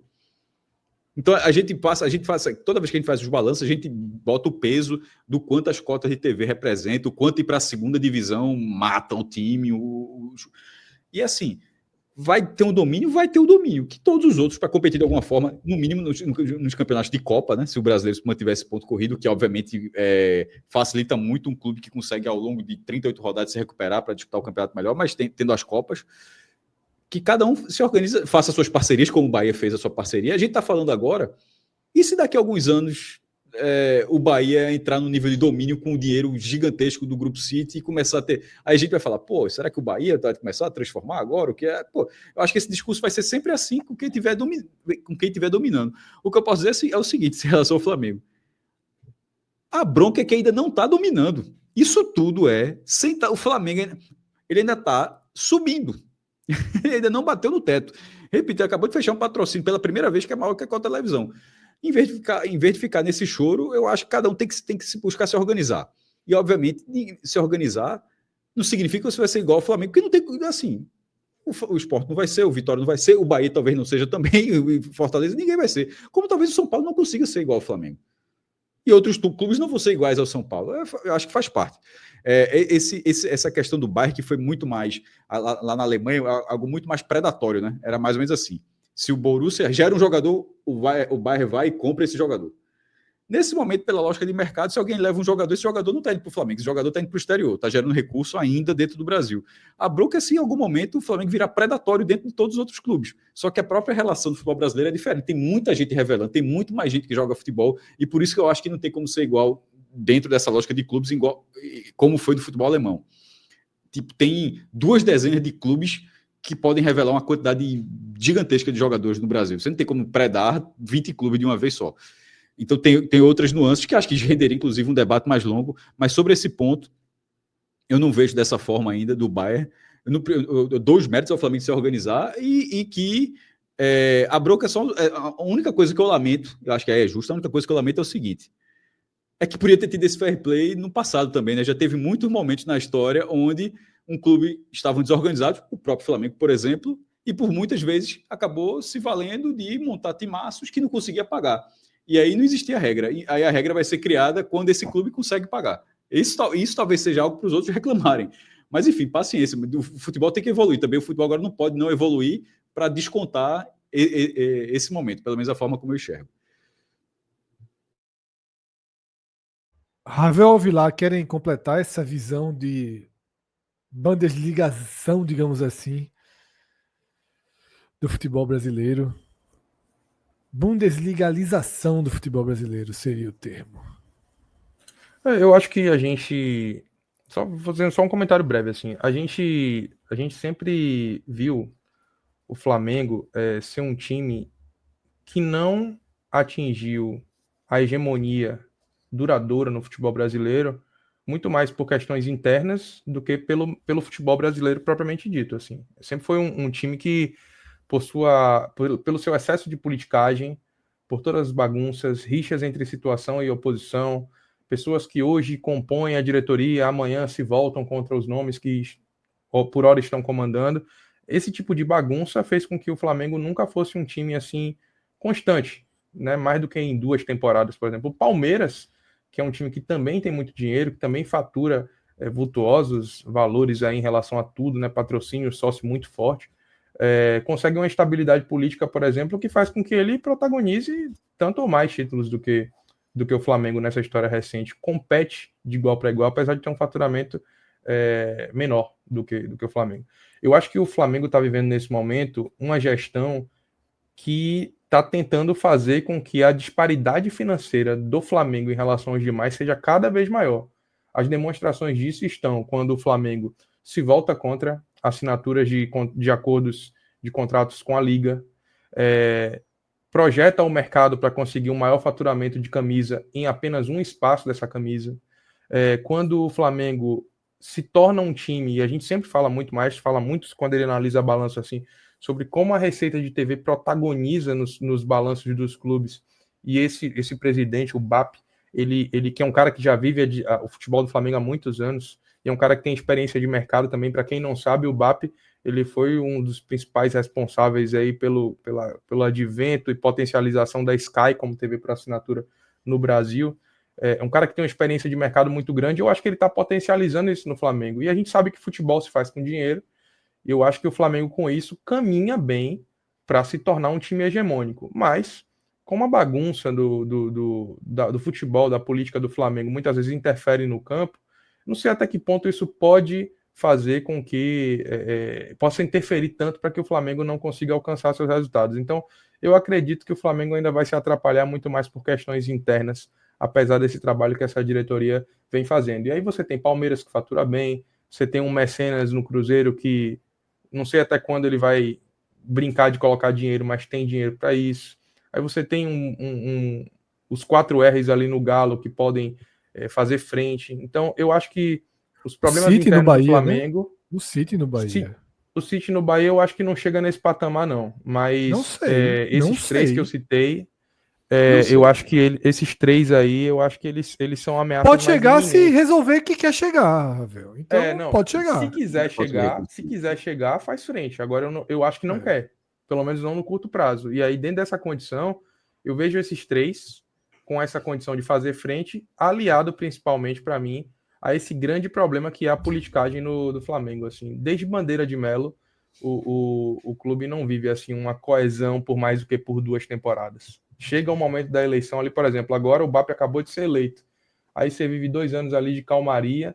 No 3º ano, quem compõe a diretoria de finanças briga com o cara, quem compõe a diretoria de esportes olímpicos briga com o cara, quem fazia parte da gestão da logística do futebol briga com o cara, e aí você começa a ter pequenos rachas que fazem com que o time politicamente, administrativamente não ande tão bem, e foi assim que aconteceu, né? Vale lembrar que o BAP ele rompeu, né, na verdade eu não tenho certeza se foi o BAP, mas tinha uma parte ali da gestão de Landim que era composta por BAP e pelo outro nome, e esses caras concorreram aí para a atual eleição do Flamengo, que fez com que BAP vencesse. Então, essa bagunça política do Flamengo, eu acho que ajuda para que a gente não tenha esse processo de bundesligalização no futebol brasileiro. Só um último ponto que eu esqueci de comentar, para ver uma grande diferença que ainda tem também, é a seguinte, no caso lá de Bayern de Munique e tal, o Flamengo não é da cidade mais rica do Brasil. Então, isso é algo que precisa ser considerado. A cidade mais rica continua sendo São Paulo, com folga. O Rio de Janeiro tem, obviamente, a relevância gigantesca no país, mas o centro econômico continua sendo São Paulo, e isso, de certa forma, pode influenciar para que essa disputa não fique tão canalizada no clube. A bronca é que lá tem 3, né? Mas assim, é difícil que esses 3... Dortmund não é maior que Munique, né? Então, eu acho que embora seja uma cidade industrial e tal, então, assim, a força de São Paulo, do mercado de São Paulo como um todo, é algo que ainda é um ponto a mais para diferenciar esse cenário. É só um detalhe. Fazer só uma observação aqui, antes de vir lá, rapidinho, só para dizer que Carlos Júnior trouxe para a gente aqui no chat que houve sim a coletiva com perguntas e respostas, e até segunda ordem, cara, ele está mantido no cargo. Obrigado aí, Carlos, pela mensagem. Respeitasse Carlos, eu falando aqui, tu cagou, né? Carlos aí não, pô, a moral aqui de Carlos e tal. Só respondendo sobre isso, sim. Eu cresci achando, né, que a gente ia viver nessa era da TV não é bundesligação, mas uma la-ligalização. Sim, espanholização, né? Espanholização, se falou muito, né? Porque, assim, dinheiro por dinheiro de TV é Flamengo e Corinthians, né, velho? Corinthians recebe muito dinheiro também. Então, só que o Corinthians está nessa bagunça que o Flamengo já saiu. Agora, uma coisa que me espanta no Flamengo, só para poder completar essa discussão, é que, velho, eu já vi, tipo, o Flamengo em 2019 era um baita time, né? Time que arrasou o continente, mas era um time que repatriava jogadores que estavam em final de carreira, exemplo de Felipe Luiz, Rafinha, e trazia jogadores que saíram do Brasil, bateram na Europa, não deram certo e voltaram, tipo Gerson, tipo Gabigol, Bruno Henrique. Mas o Flamengo desse ano está trazendo jogadores que estavam no auge na Europa. Tipo, o Samuel Lino fez uma La Liga no ano passado impressionante e veio para o Flamengo. Saul Niguez é um jogador que ainda tinha muito mercado na Europa e veio para o Flamengo.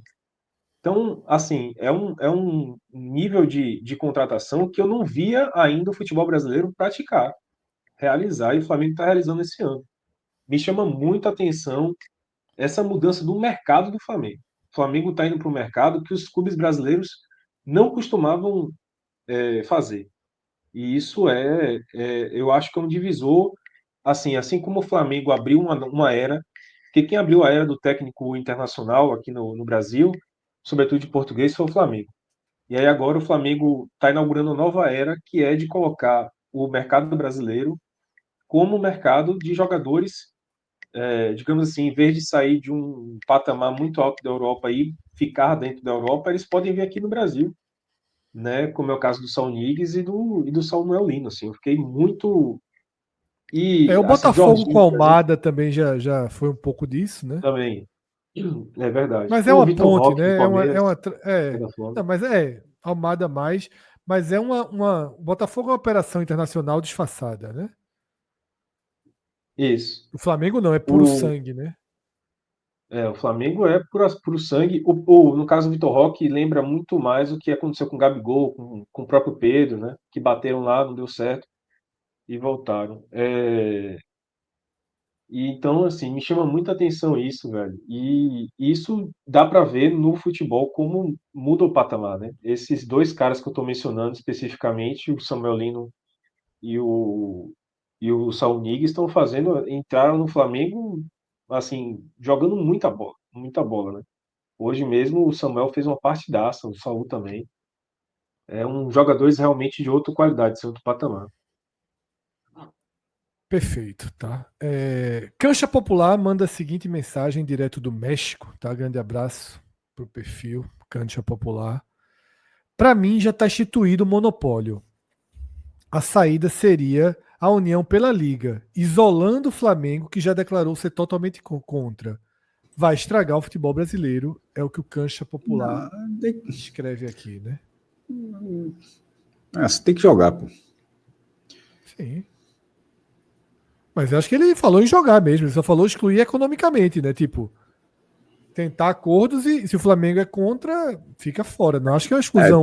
Acho que o próprio Flamengo já disse que quer negociar sozinho. Então. É isso, é a Liga trabalhar sem o Flamengo, é isso que ele sugere.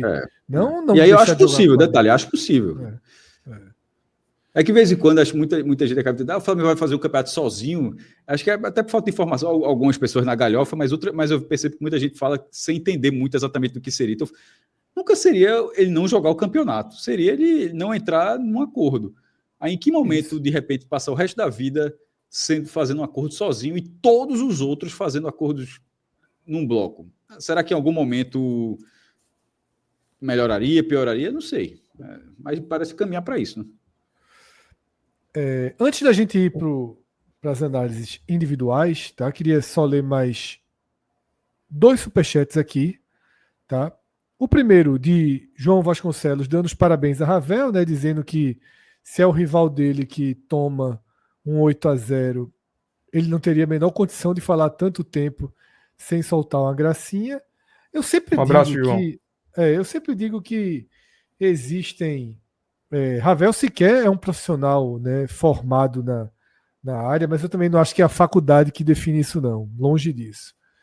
É de fato a obrigação. Ravel não é um profissional do jornalismo, mas é um profissional que, desde do seu segmento de trabalho, entende o que significa estar numa responsabilidade de trabalho, numa missão de trabalho, e as pessoas têm essa capacidade de visão. Talvez daqui a 2 dias, 3 dias, a gente vai fazer um programa aqui que está todo mundo rindo e ele vai lembrar desse jogo e vai fazer uma piada.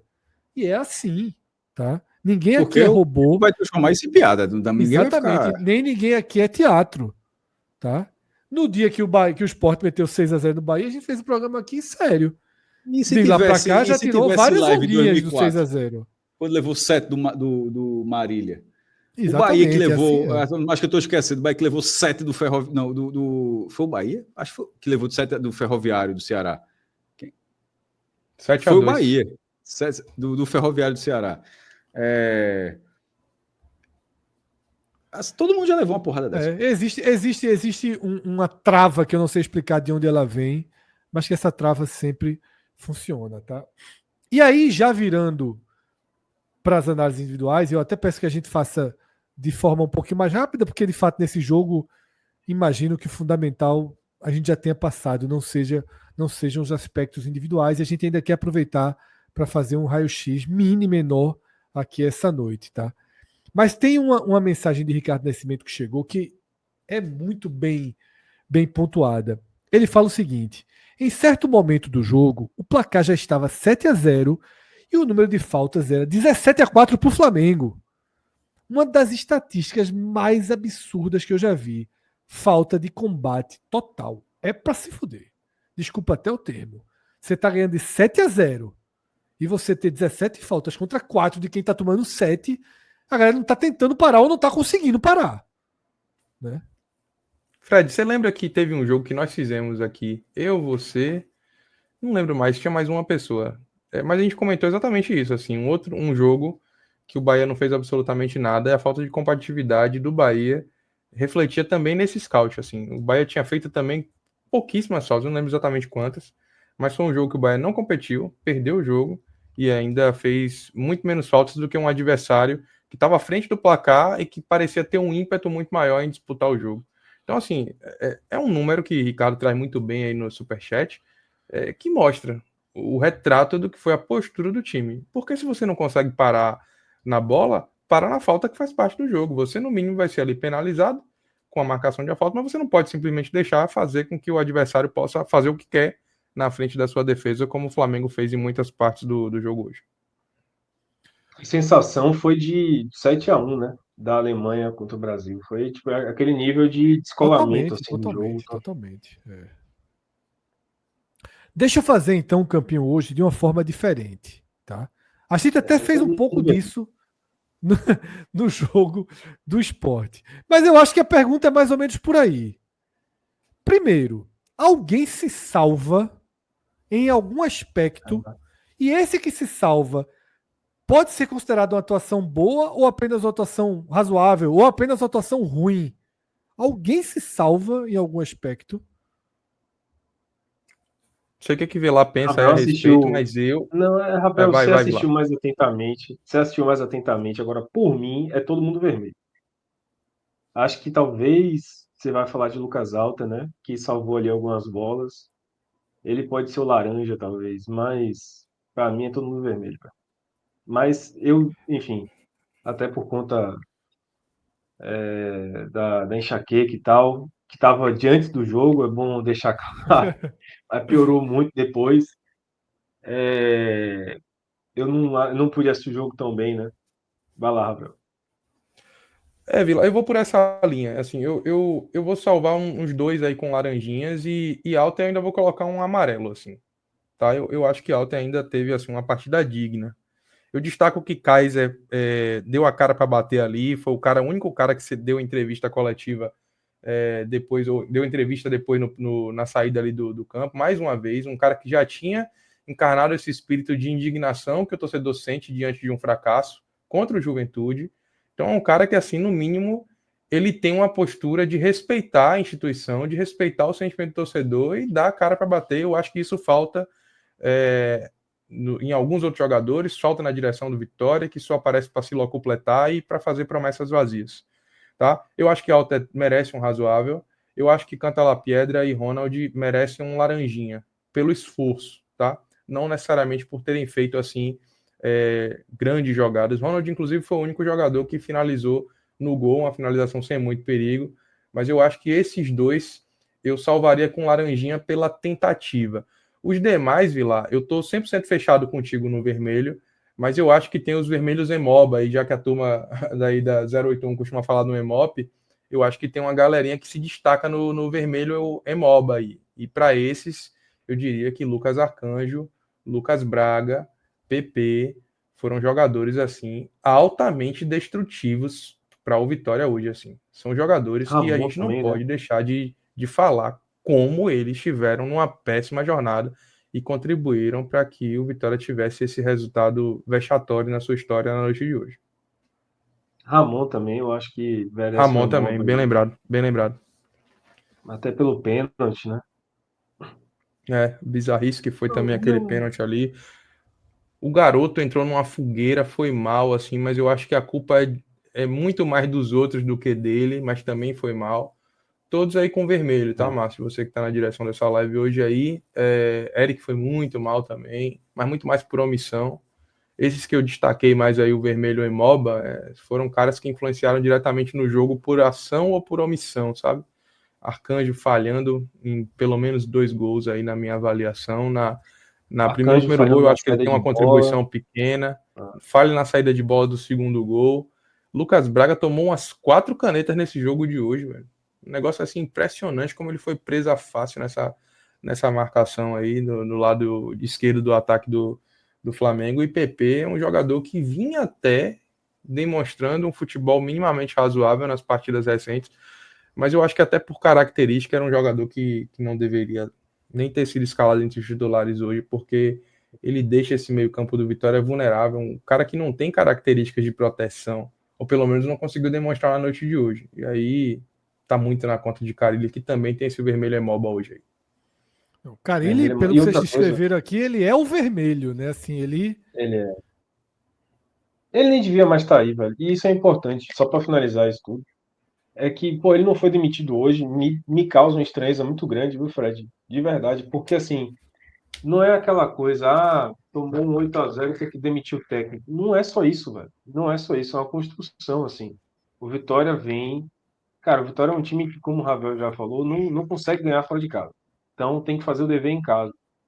E o Vitória vem de 3 resultados em casa que são absolutamente vexatórios também. Em outra medida, que o Vitória desbloqueou um outro nível de vexame hoje, mas são 3 resultados vexatórios para um time que está jogando em casa, primeiro contra o Sport, deixa empatar 2 vezes. Depois contra o Palmeiras, deixa empatar uma vantagem de 2-0. Depois contra o Juventude, que é um adversário direto contra o rebaixamento, o Vitória abre 2-0, tem um homem a mais em campo e deixa empatar mesmo assim. Então, essa construção, mais o jogo de hoje, em que não é só 8-0, é a forma como o cara ele não reagiu e parece ter entregado mesmo, colocado os caras aos leões, assim. E a forma, primeiro, a ideia dele de entrar em campo com esse time que a gente está vendo aí, não é só outra coisa, além de Lucas Braga na lateral direita, é você ter o cara logo à frente dele que vai ajudar a fechar o lado direito, sendo o Eric, que é um jogador absolutamente displicente na marcação, que não faz nada na marcação, assim, Total. não ajuda o lateral. Não ajuda o Posso lateral. dizer um negócio Mesmo que se me fosse o incomodou caso. hoje? Quando Diga. eu vi que o jogo tava. Quando eu soube que o jogo tava 7-0, 6-0, foi um momento assim que eu não. Avisaram do terceiro no chat e de repente, quando avisaram já era 6, assim, ou eu perdi as contas ali da galera avisando. Foi justamente. Detalhe, foi na hora do pênalti, né? Então tava 7-0, foi pro oitavo. Eu liguei a televisão, tava no VAR. A primeira imagem que eu vi é Oswaldo rindo e conversando com os caras do Flamengo rindo dentro de campo. Eu achei de uma falta de sensibilidade ali do jogador. Pequenas coisas que revoltam assim. Algumas pessoas vão dizer, Fred, que besteira, o cara é profissional, tá com os amigos. Eu sei, pô. Mas tá 8-0, pô. Tá, assim, Se você vai preserva, levar o né? oitavo gol, se preserva, pô. Fica na tua, não precisa conversar com ninguém, não. Fica na tua um pouquinho. Tá? Eu achei assim, simbolicamente tão, tão, porra, desligado da realidade, tá ligado? Eu Tava acho que ali é muita rindo, gente brincando, tirando o braço da conversando, pô. seringa. É muita gente tirando o braço da seringa. Eu acho que, como o Ravel, inclusive, já falou, e eu concordo, Kaiser tem simbolizado muito a frustração do torcedor. E talvez seja um dos poucos. Ele e Alter são 2 jogadores que têm simbolizado muito isso aí, né? Oswaldo, pela experiência dele, a gente espera que ele também, e pela relação que ele construiu com o Vitória, que ele tenha isso, né? Essa imagem eu particularmente não vi, mas não me estranha, porque o Vitória tem sido muita gente tirando o braço da seringa, muita gente mesmo tirando o braço da seringa. A gente já teve caso do Lucas Braga, o cidadão aí, Lucas Braga, dele não querer voltar no intervalo, assim, ele foi substituir o intervalo e não quis voltar para o banco, porque estava com medo de tomar vaia dos torcedores e tudo mais. No último jogo contra o Juventude, o time saiu voando de campo, depois de tomar o empate, saiu voando de campo, assim, sabe? Por medo também de encarar a torcida. Então, assim, é muita gente fria, tem muita gente fria, desligada desse Vitória. Muita gente sem alma. Eu nunca senti um time tão sem alma quanto esse daí. É um time sem alma, sem compromisso mesmo com o Vitória. Talvez o cara que mais tenha encarado isso e abraçado esse compromisso tenha sido o Kaiser, que contra o Juventude, por exemplo, ele ficou revoltadíssimo. Deu a cara a tapa na entrevista, hoje mais uma vez, e falou as palavras que o torcedor tinha que ouvir. Então, essa é outra preocupação, assim. Parece que os jogadores mesmo já largaram, assim, sabe? Já largaram muito. É isso, tá? Então, dessa forma, a gente O que é fecha. impressionante é que alguém vai escapar. Porque, assim, alguém vai escapar, Fred. É o tema que a gente vai começar agora, Cássio. Então, É. deixa fechar aqui a parte do Vitória, porque é justamente para onde o programa segue com um mini raio-x aqui da Série A. Queria agradecer a Vilar, tá? Pela presença, participação Valeu, aqui, gente. sacrifício. E Ravel dizer que ele tá preso, tá? Chegou, quis vir, agora aguente aqui as consequências. Não sei que horas Ravel vai ter que acordar, mas Simplesmente 6 horas. Simplesmente 6 da manhã. Mas vamos lá. Só falar uma eu coisa para prometo, vocês. Ravel. Eu prometo que vai ser rápido. Agradeço Fala, a Juliana Lisboa, que me convenceu a vir, apesar do dor de cabeça, por dois motivos tenho que agradecer ela. Primeiro, me convencer e falar, bicho, eu falei para ela assim, eu falei, velho, apesar de tudo, eu acho que eu tenho que participar, porque é um resultado muito histórico, eu vou me arrepender muito de não participar da live, De fato. enfim. Foi Então, vou me fundamental arrepender para muito que a de não live participar. tivesse Mais sentido, a inclusive. gravidade necessária, né? E ela Então, me, nesse me caso, convenceu a Vilar, eu participar. acho que cabe então a gente comentar aqui que toda quinta-feira Ju tá com o EC delas, um programa voltado aí pro Exatamente. futebol feminino, pra gente também pedir pra galera dar uma moral, dar um apoio, né? Exatamente. Juliana Lisboa, que já participou aqui do 45 Minutos, né? Muita gente já Muitas conhece. vezes. Muitas vezes. Ela tem um programa no BFC, que é o canal aqui do lado, né? O vizinho, que tem Sim. Cássio também, já participa dos dois. Ela tem um programa toda quinta-feira sobre esportes femininos e sobre futebol feminino, né? Sobretudo. Então fiquem ligados aí no BFC, o SC delas. E tem que agradecer ela por dois motivos. Um, por ter me convencido a vir, e o segundo, porque ela me apresentou um remedinho aí que eu não sabia que eu podia tomar, porque eu sou alérgico a quase tudo. Tomei no risco chamado Naramig. Aí se ajuda na dor de cabeça, pelo visto. Eu tô bem graças a isso aí. Propaganda de graça pro Naramig. Mas Vitor agradecer Vilar, aí a Juliana. Obrigado, gente. depois das despedidas, tem um epílogo, tá? Tem um epílogo necessário aqui. Carilli acaba de ser demitido, então suas Putz. palavras, suas palavras. Só sobre para deixar Carilli- claro, você está vendo esse corte, essa demissão ela foi informada meia-noite e 40. Exatamente. Meia-noite e 40 sai a nota oficial com Carilli demitido. Márcio, volta para a tela anterior, que é uma tela mais apropriada aqui para essa E se notícia, tiver tá? a nota oficial, meter na tela aí, né? Pode procurar aí a nota oficial do Vitória. Mas, apesar, Vilar, de ter ido para um pronunciamento no vestiário e depois para uma entrevista coletiva, a gente falou aqui o programa inteiro. 8-0, a terça-feira não é mais um dia. Tá? E veio, aí a gente está vendo na tela a nota oficial, comunicado, né, do Vitória em seu perfil no Twitter, tá? Anunciando a demissão de Fábio Carilli, tá? Agradecendo a todos os profissionais, né, que vieram com...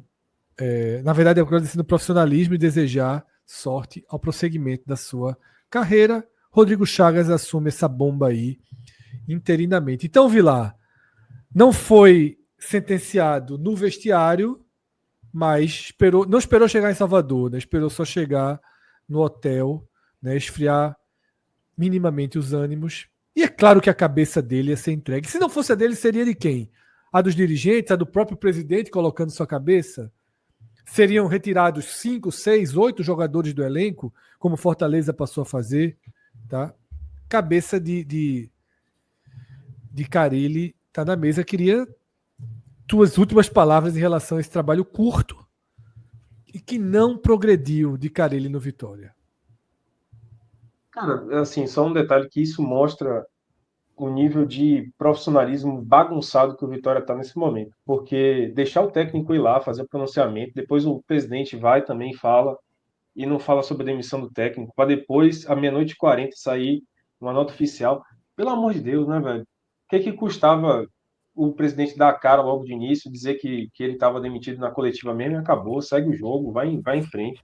É um negócio assim, me parece, assim, posso ser leviano falar aqui, mas me parece que é tipo assim, vamos dar a coletiva ali, vamos ver como é que vai ser a repercussão nas redes sociais, a repercussão na imprensa, a depender do que acontecer aqui, da repercussão, a gente demite Prefere logo fazer ou só demite politicagem mais amanhã. uma vez, Vilar. Prefere Pelo amor fazer de Deus, politicagem velho. mais uma vez, porque no pronunciamento dele ele disse: perdemos de 6 para o Figueirense e subimos da Série C para a Série B. Tomamos 6 do CRB e fomos campeões e nem por isso deixamos de existir. Não será esse resultado inusitado foi a expressão que ele utilizou, que nos fará desistir, né? Vamos sair da situação, ou seja, é muito do que Fábio Mota também é nessa gestão do Vitória. Assim, um Demais. cara que eu até falava sobre isso na semana passada.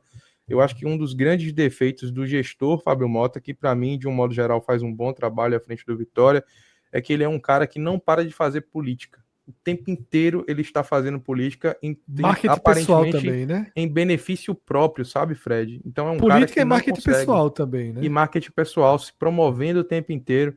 Então, quando você faz um negócio desse, demitindo um treinador cuja decisão tem um lastro, tá? Eu acho que é isso que Vilar está dizendo. Carille, ele comandou o Vitória por 9 jogos, venceu 1, empatou 5, perdeu 3. Sai do comando do Vitória com um aproveitamento inferior ao do seu antecessor. Thiago Carpini tinha pouco mais de 30% quando foi desligado do comando do Vitória. Ou seja, em termos matemáticos, o Vitória evoluiu, ainda que tenha apresentado uma melhora na parte ofensiva do seu futebol e até deixado de perder alguns jogos, mas também deixou de ganhar. Carille ganha 1, Carpini ganha 2, só para título de comparação das 3 vitórias no campeonato. E aí Fábio Mota toma essa decisão, mas prefere de alguma maneira assim vai descer no pronunciamento, né, Vilar? Exatamente, Ravel. Você falou tudo. Cara, eu fico Foi muito impressionado boa a fala de como... Ravel.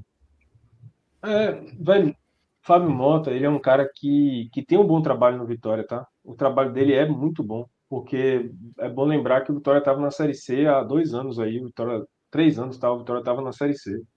E vindo de uma administração, que é a de Paulo Carneiro, que foi absolutamente destrutiva, corrosiva ao Vitória. Então, o Fábio Mota tem um bom trabalho. Agora, ele não pode deixar esse bom trabalho dele envaidecer tanto ele, porque esse envaidecimento dele faz com que, inclusive, o torcedor tenha ranço, fique chateado com as coisas boas que ele fez. Não adianta você querer. Outra coisa, uma coisa que o Fábio Mota me incomoda muito, muito mesmo, são os balões de ensaio que ele solta, as cortinas de fumaça. O Vitória nessa crise terrível, e o Vitória estava falando de Arena Barradão, sabe? Recentemente, maquetezinha da Arena Barradão, viabilidade da Arena Barradão, Infelizmente, isso é meu um amigo, padrão, não é tá? hora. Assim, é impressionante como isso é um Não é padrão, hora. Vila. E é até importante para destacar isso que você está falando, porque parece um padrão dos dirigentes. Quando tem uma fase, sempre tem uma novidade em coisas desse tipo que sabe que mexe com o torcedor.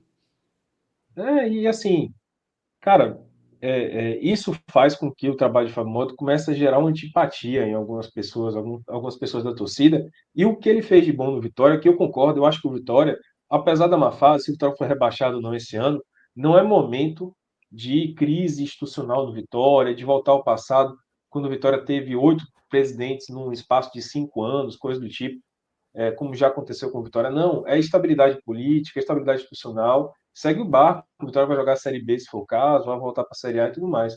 Mas irrita muito as posturas dele, e essa postura é uma delas, assim. O que é que custa você anunciar logo de cara para a imprensa, estava lá, a demissão de Fábio Carille, sendo que está desenhado?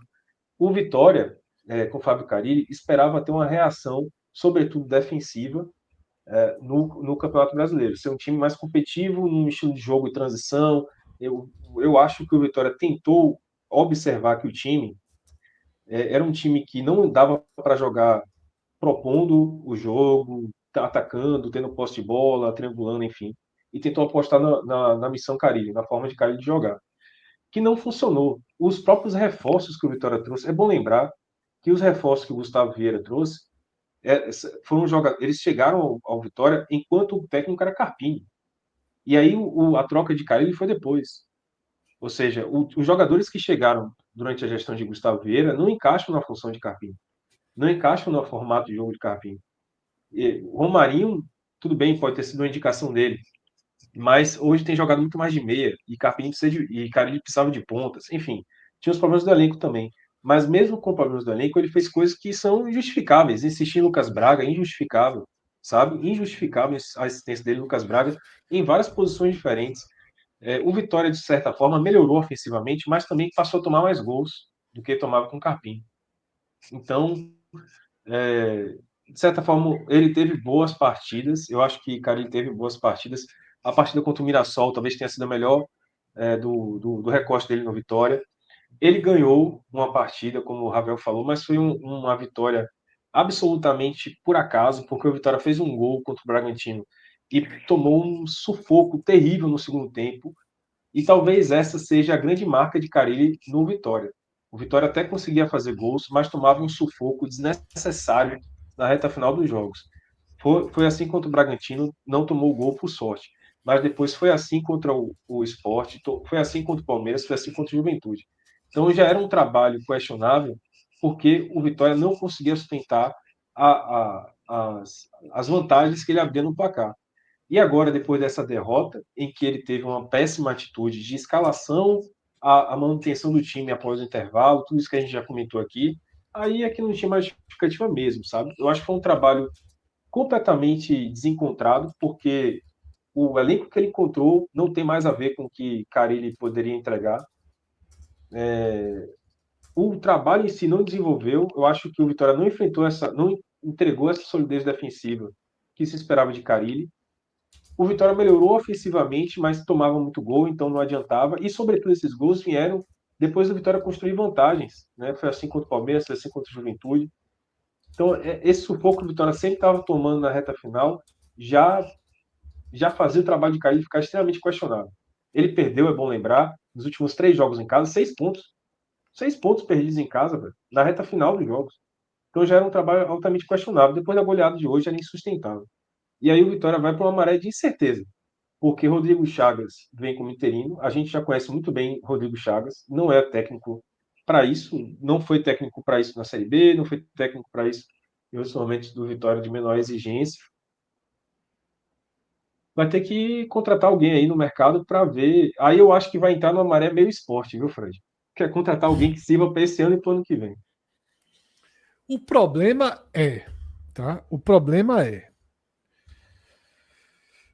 Eu vi uma tweetada dizendo assim: ativar o protocolo Wagner Mancini. Óbvio que Mancini não vem para o Vitória. Mancini está subindo o Goiás. Tá? Óbvio que Mancini não vem para o Vitória. Eu não sei. Jair tomou 2-1 eu nunca trato como óbvio, não, tá? Assim. Muito estável. O professor Jair tomou 2-1 hoje do Amazonas.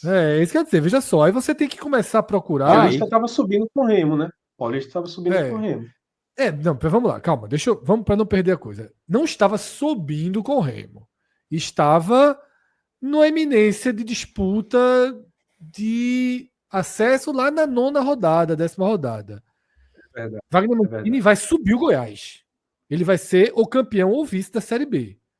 E é o Goiás, tá? Não é o Remo, com todo respeito ao Remo. Do Goiás para o Vitória tem uma diferença menor. Até acho que o Vitória é maior que o Goiás, particularmente acho. Né, por número de torcedores, enfim.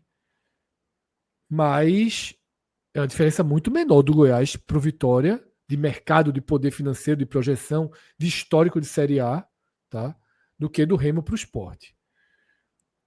E tem outra coisa, Mancini não é um cara que se envaideceria por uma Série A de desespero. Daniel Paulista ter a oportunidade de 30 desespero, mas ao mesmo tempo com boas chances de permanência. Com boas chances. 28, viu, o Daniel Paulista falou pra gente, veja só, são 28 rodadas de Série A, 27 rodadas. Para um treinador como ele, é algo que ele não saberia quando teria outra oportunidade, se vai que ele não sobe o Remo. Então, assim, eu acho que não cabe esse paralelo com o Mancini. Cabe esse paralelo com o Jair Ventura, com certeza. Jair Ventura, que inclusive abriu negociação com o Sport naquela época, tá? E por muito pouco não veio. Então, Jair Ventura pode sim. Até porque o Avaí não decolou. Então, Jair Ventura é um nome. Talvez seja até o nome imediato, automático, natural que vai surgir para o Vitória, tá? Luiz Prata está dizendo que o protocolo Mancini que eu li não era o protocolo Mancini de ser o treinador, não. Era Pensado pra de tirar o situação, time não. de campo, né? É porque Isso. Mancini tirou o time de campo ali naquela confusão. Então, Luiz Prado corrige aqui que o O protocolo grande, Wagner o grande Mancini... problema nessa situação toda de Supostamente, Fred. treinador. Supostamente. Brian, lateral esquerdo, na ocasião, até deu uma entrevista recentemente num podcast afirmando que a situação teria de fato acontecido. Mas aí é uma outra discussão. O grande problema, eu acho, do Vitória trazer um treinador que de fato tem uma veia defensiva agora, nesse momento, é que falta exatamente uma semana para a janela fechar e provavelmente a Ventura vai identificar que esse time não tem condições de executar bem a sua proposta. A vulnerabilidade defensiva, especialmente na minha avaliação dos cabeças de área do Vitória, impossibilita esse time de jogar protegido como o professor Ventura gosta de jogar. É isso. Tá? Acho que agora a gente pode, enfim, né, colocar aqui um ponto final nesse trecho Valeu, pessoal. relacionado ao Vitória.